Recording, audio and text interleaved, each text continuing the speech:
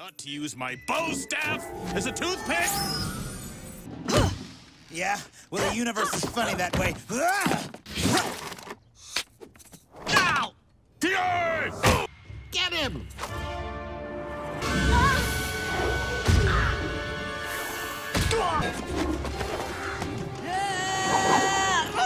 But this isn't right.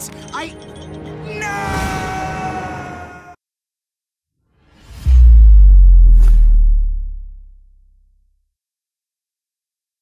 Halo Cinephile, semoga sehat dan bahagia selalu ya. Sekarang Movie Rastis mau lanjutin nih alur series Kung Fu Pandanya.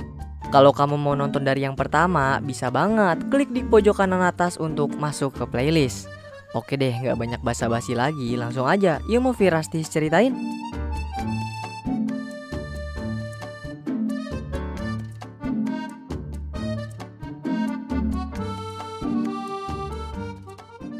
Batu Merah Delima. Kehadiran batu itu sudah ada semenjak Po dianugerahi sebagai pendekar naga.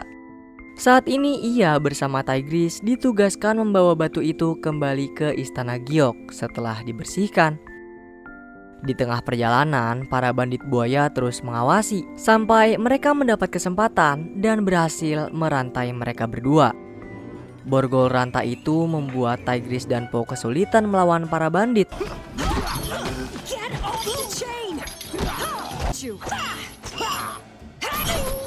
Para bandit berhasil mendapatkan batu merah delima dan membuat mereka berdua terpojok sampai akhirnya jatuh dari tebing. I was about to suggest.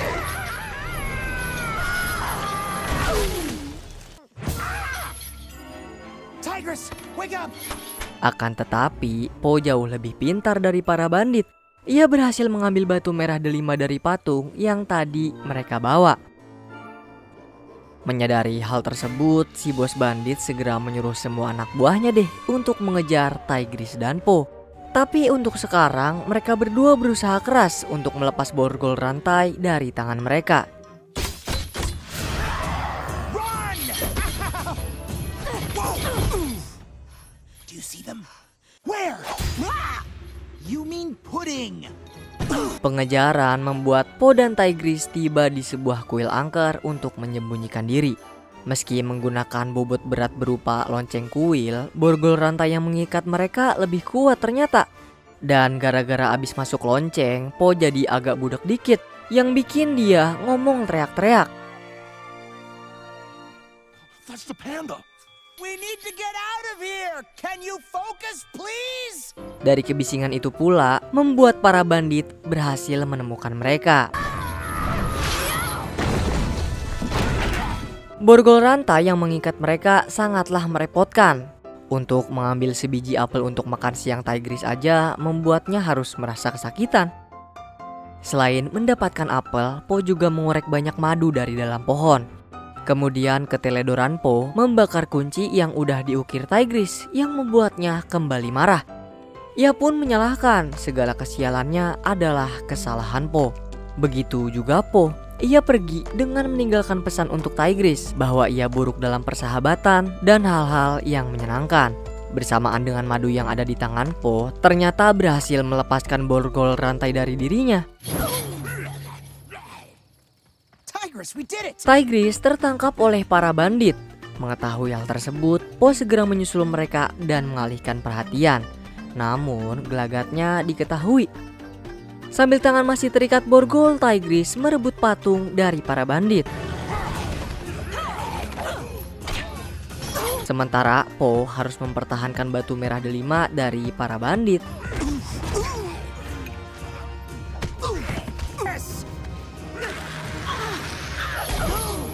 Daripada melawan mereka sendiri-sendiri, Tigris meminta Po untuk melawan mereka semua secara bersama-sama dengan tangan terborgol lagi.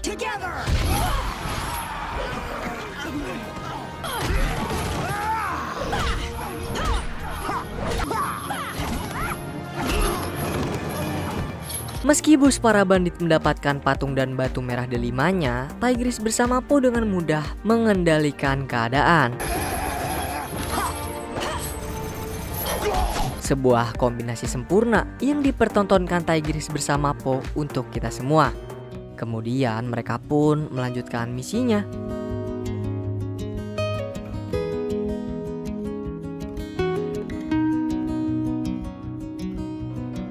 Sepulang Po membawa batu merah delima ke istana Giok, Shifu langsung memberi tugas agar Po membaca gulungan suci yang sudah ia siapkan khusus untuknya.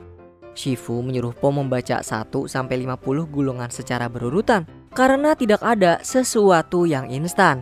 Tapi nih kita semua pasti tahu kalau Po nggak bakal nurutin apa kata Shifu sampai dia mendapat masalah dari hal tersebut. Semua gulungan suci yang Po harus baca ia singkirkan. Po langsung membaca gulungan cara menangkis serangan menggunakan sumpit dan cara hipnotis untuk menghilangkan ingatan dengan gerakan jari tangan. Nah, kehadiran Viper dan Crane menjadi kelinci percobaan Po. Jari tangan Po semakin lentik hingga seekor Tigris pun terkena hipnotisnya. Semua Furies 5 terhipnotis olehnya, termasuk juga Mantis. Not to use my bow staff as a toothpick. Nah, karena Po menggunakan hipnotis itu berulang kali untuk menghindari masalah, ia membuat Furies 5 hilang ingatan tentang dirinya. Sampai-sampai mereka menganggap kalau Po adalah seekor panda penyusup yang mengaku-ngaku menjadi pendekar naga sambil terus menyerangnya. Yeah, well, the universe is funny that way.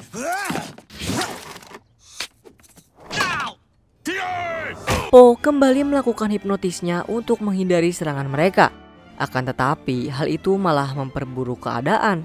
Furious 5 kehilangan semua ingatan mereka. Bahkan mereka nggak tahu nih nama dan jenis hewan apa mereka itu. Untuk keluar dari masalah ini, Po segera mencari gulungan suci penawar untuk mengembalikan ingatan Furious 5. Dengan menghipnotis Shifu agar beliau mau menunjukkannya kepada Po.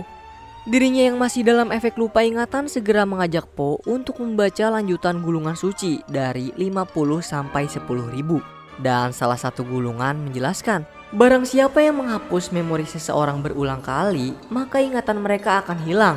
Dan untuk mengembalikan ingatannya, hanya bisa dengan menutupi kepala para korban menggunakan tanah liat dari guci ingatan ala Babster.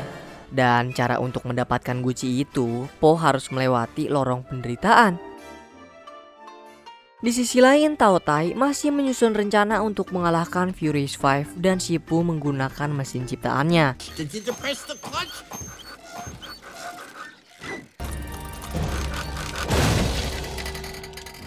Ia sampai dan bertemu dengan Furious 5 yang sudah lupa ingatan.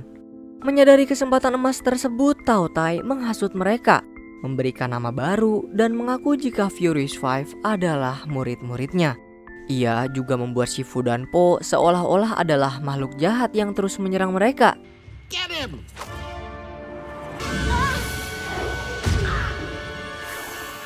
Lorong yang dilalui Po memang sebuah lorong penderitaan. Ia harus terkena banyak jebakan dan kembali untuk mengambil kunci yang ternyata ketinggalan tuh di pintu masuk. Setelah menderita 3 kali, Po berhasil membawa tanah liat untuk menyembuhkan Furious 5.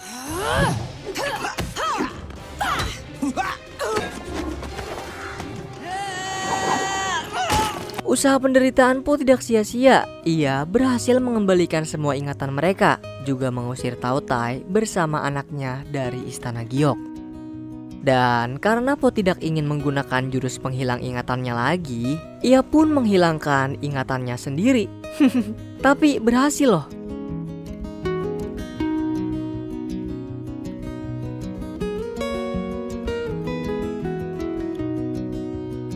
Sebenarnya kalau aja Po nggak ngilangin jurus tersebut dari dirinya sendiri, kayaknya dia bakal lebih mudah deh buat ngalahin semua musuh-musuhnya.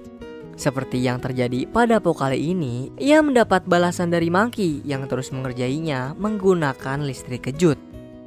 Keluguan Po bahkan membuatnya sangat mudah terkena jebakan. Di saat ia sedang berada di posisi yang sangat sulit, secara mengejutkan datang bos para bandit buaya menyelamatkannya. Ketua geng bandit buaya ini bernama Fang. Meski pemimpin para bandit, Fang juga ingin memiliki seorang teman. Semenjak kejadian itu, Po pun menjadikannya sebagai teman karena telah menolongnya. Keesokan hari, Po dan Furious Five lagi ngomongin geng buaya yang pengen banget mereka hukum. Lalu tiba-tiba aja nih, Fang mampir ke istana Giok. Nah, Po yang kesian sama Fang berusaha menyembunyikan buaya itu dari teman-temannya dong. Fang mengutarakan niatnya yang ingin meminta pertolongan Po untuk menyelamatkan adiknya yang telah diculik oleh Jong Sung Jai Kai Chou Meng Ying Yo Chen Li Hao Ming Yang Ching Jisung. Tidak ada yang bisa Fang harapkan dari semua anak buahnya selain meminta kesatria naga untuk membantunya.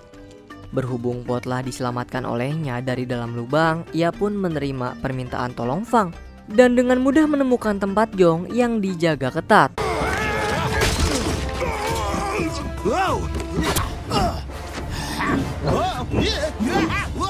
Gak ada yang bisa dilakukan Fang selain mengandalkan Po sepenuhnya.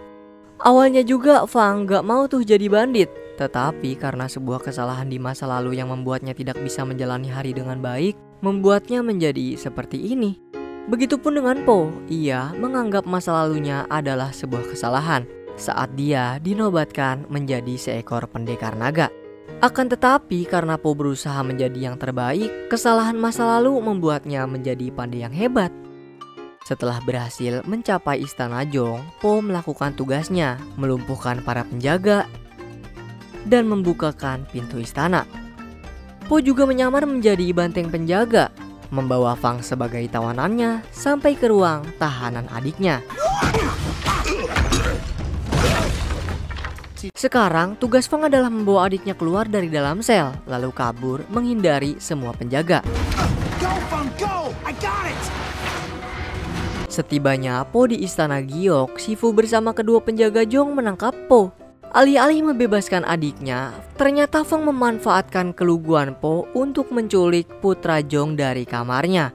Oleh karena itu, Po akan dibawa kembali untuk menghadapi masalah yang ia buat. This isn't right. No! Di sisi lain, Fang bersama bandit lain membicarakan Po yang sangat mudah untuk ditipu. Tapi saat sadar kalau Po akan mendapatkan ganjaran dari apa yang mereka buat, Fang jadi kepikiran nih. Soalnya sepolos apapun Po, ia telah membantu Fang keluar dengan sehat walafiat dari kastil Jong. Po disuruh milih nih alat apa yang mau dia pakai buat dieksekusi. Terus gak lama kemudian, Fang datang kembali dan menolong Po. Ia juga membawa anak Jong untuk mengembalikannya. Tapi setelah apa yang mereka berdua sudah lakukan, pengawal Jong akan tetap menghabisi mereka.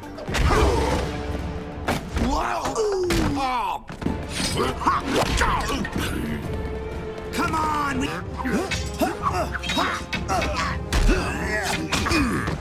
Close the gate. Archers!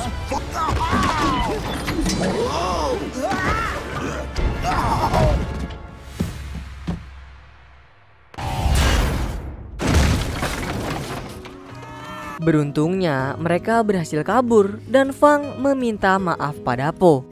Tentu Po memaafkannya, namun Fang harus tetap dihukum. Tapi nih Po masih masuk ke dalam lubang yang sama. Terus Fang kabur deh. Kemudian film pun selesai.